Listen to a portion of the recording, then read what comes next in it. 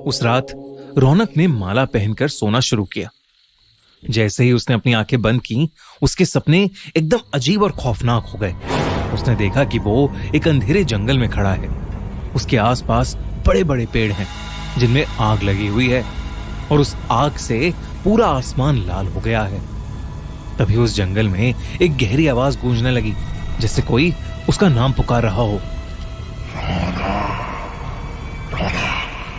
वो आवाज धीरे धीरे उसके करीब आई और एक काले साए के रूप में उसके सामने आकर खड़ी हो गई। उस साए की भी आंखें लाल थीं और उसने अपनी पतली उंगली से रौनक की तरफ इशारा किया।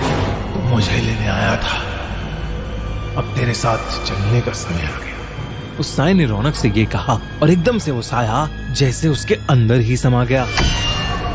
रौनक चिल्लाते हुए नींद से उठा। उसकी शर्ट पसीने से भीग चुकी थी। उसने माला को देखा जो एकदम से बहुत ज्यादा खौलती हुई गर्म हो गई थी। रौनक ने तुरंत उस माला को निकालकर जमीन पर फेंक दिया और फिर से चादर तानकर सो गया। अगले कुछ दिनों में त्रिपाठी परिवार के साथ अजीब अजीब घटनाएं होने लगी, जिससे रौनक के पापा की कपड़ों की दुकान में शॉर्ट सर्किट होने की वजह से आग लग गई। उसके भाई अमित को जॉब से निकाल दिया गया और उसकी मां की तबीयत अचानक ही बेहद खराब रहने लगी। इसी बीच रौनक एक दिन अपनी अलमारी साफ कर रहा था और सफाई करते वक्त उसके होश ही उड़ गए।